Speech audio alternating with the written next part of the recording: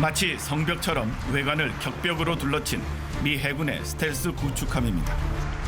토마호크, SM-2 미사일 등 강력한 무장 능력을 갖추고 있습니다.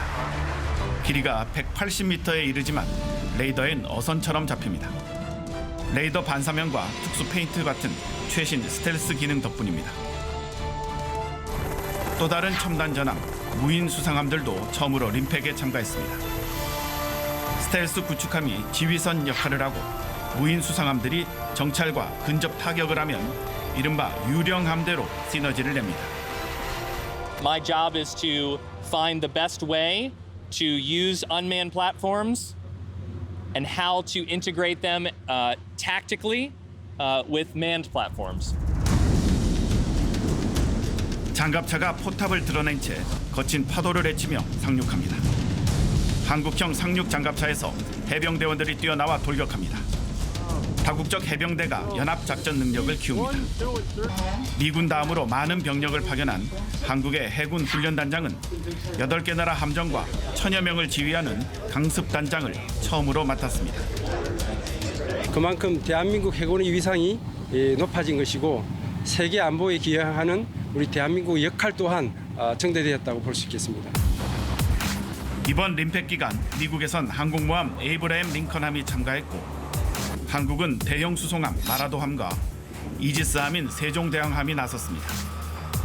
일본은 경항모로 개조 중인 이즈모함을, 호주는 헬기 항모인 캔버라함을 파견해 해군력을 과시했습니다.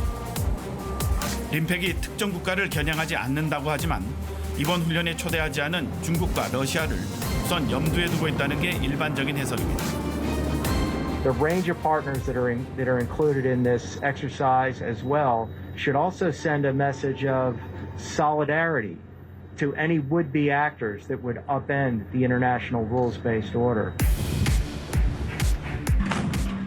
중국 해군의 퉁링호가 표적을 향해 함포를 쏩니다. 중국 해군이 남중국해에서 마치 림팩에 대응하듯 함정 타격과 지대공 미사일 방어 훈련을 합니다. 잠수함 부대의 최근 훈련 영상도 공개했습니다. 중국 잠수함으로서는 가장 먼 거리까지 나서 공격과 방어 훈련을 했다고 밝혔습니다. 한반도와 마주한 서해에서는 헬기 이착륙 훈련을 합니다.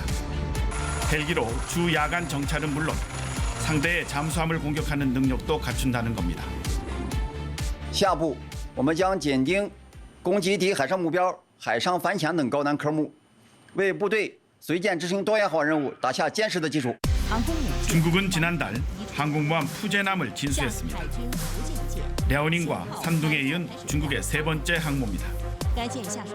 미국 항모처럼 함재기의 이륙을 쉽게 해주는 사출 장치 캐터펄트를 장착했습니다. 해군 전력을 빠르게 강화하고 있는 중국은 오는 2035년까지 항모 6척을 전력화할 계획입니다. 对于中国航空母舰的后续发展计划，我们将按照国家安全需要和装备技术发展情况综合考虑。 이 경우 미군 항모 전단의 타이완 해역 접근이 어려워질 수도 있습니다. 이곳은 중국 외교부의 브리핑장입니다.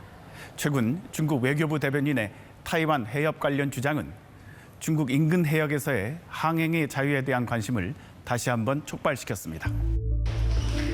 미 해군이 타이완 해협을 통과하며 내세우는 국제 수역 주장은 근거가 없다는 겁니다. 有关国家声称台湾海峡是国际水域，意在为其操弄涉台问题、威胁中国主权安全制造借口。 이런 가운데 중국 정부 입장을 대변하는 관영 매체는 한국의 역대 최대 규모 림팩 참가를 미중 사이 중립 노선을 이탈하는 위험한 행보라고 주장했습니다. 하지만 중국 해군은 러시아와 지속적으로 연합 해상 훈련을 하는 데 이어 이번 주엔 파키스탄과도 합동 해상 훈련을 했습니다. 중국 외교부장은 남태평양 순방에 나서 섬나라 10개국과 회담했습니다.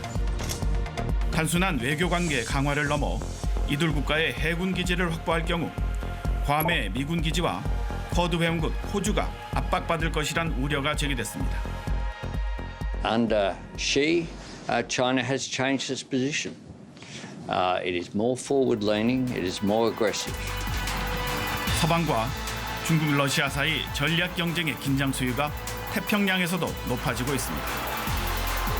바닷길 무역로에 크게 의존하는 대한민국의 위기감도 함께 높아질 수밖에 없습니다. 베이징에서 조성원입니다.